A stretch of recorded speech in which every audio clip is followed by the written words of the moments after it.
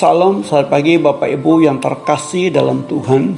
Renungan pagi Senin 25 Desember 2023. Tema penghukuman dan kasih. Yesaya pasal 3 ayat 20. Pada waktu itu aku akan membawa kamu pulang, yakni pada waktu aku mengumpulkan kamu. Sebab aku mau membuat kamu menjadi kenamaan dan kepujian di antara segala bangsa di bumi, dengan memulihkan keadaanmu di depan mata mereka. Kasih tidak selalu diartikan bebas dari didikan, disiplin, dan penghukuman. Dalam Ibrani 12 ayat 5-11 menjelaskan bahwa Tuhan menghajar orang yang dikasihinya, menyesah orang yang diakuinya sebagai anak, dan sebagai anak tidak luput dari ganjaran dan didikan seorang ayah. Jika seorang bebas dari ganjaran dan didikan, maka seseorang itu bukanlah anak, tetapi anak-anak gampangan. Artinya setiap kesalahan, pelanggaran, dan pemberontakan akan mendatangkan konsekuensi atau hukuman. Dan itu tidak menyenangkan, bahkan seolah-olah tidak ada harapan. Ganjaran tidak mendatangkan sukacita, melainkan duka cita. Tapi kemudian ia akan menghasilkan buah kebenaran yang memberikan damai kepada mereka yang dilatih olehnya. Sepanya dipanggil khusus oleh Tuhan Raja Yosaya bin Amos, Raja Yehuda, untuk menyampaikan nubuatan tentang hukuman yang akan menimpa bangsa-bangsa, termasuk Yehuda sendiri, atas dosa-dosa mereka, penyembahan berhala yang mereka lakukan, dan atas ketidaksetiaan umatnya. Ayat 5-13. Kemudian Sepanya melanjutkan dengan meramalkan hari Tuhan yang hebat. Di saat itu Tuhan akan menghakimi secara adil dan memberikan balasan sesuai dengan perbuatan setiap orang.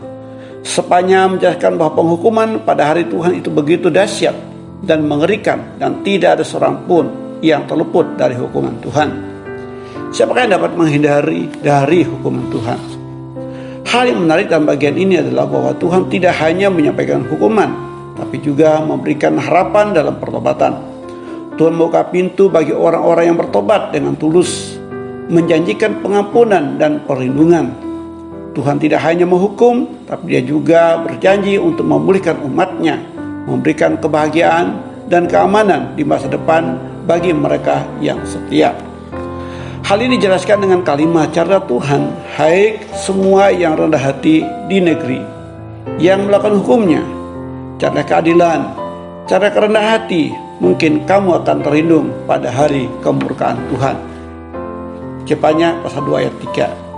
Tidak selamanya Tuhan itu murka. Mazmur mencatat Tuhan adalah penyayang dan pengasih, panjang sabar dan melimpah kasih setia.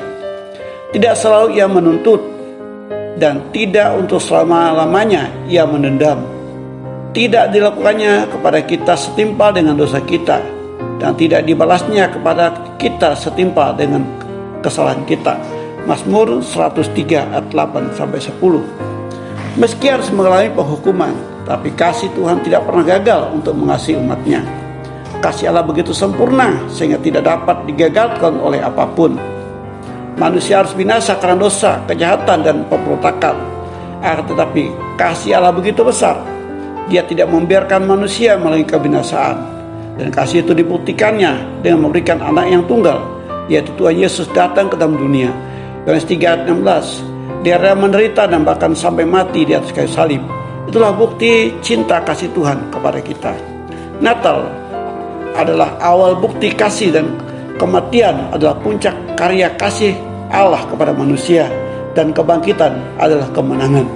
Hukuman atas dosa dan pemberontakan kita sudah ditanggung oleh Tuhan Yesus di atas kayu salib. Apakah dapat kita berikan kepadanya? Ingat, penghukuman dan kasih berjalan sejajar. Artinya jangan pernah bermain-main dengan dosa dan kejahatan. Selamat Natal 25 Desember 2023, dan selamat menyambut tahun baru 1 Januari 2024. Tuhan Yesus memberkati.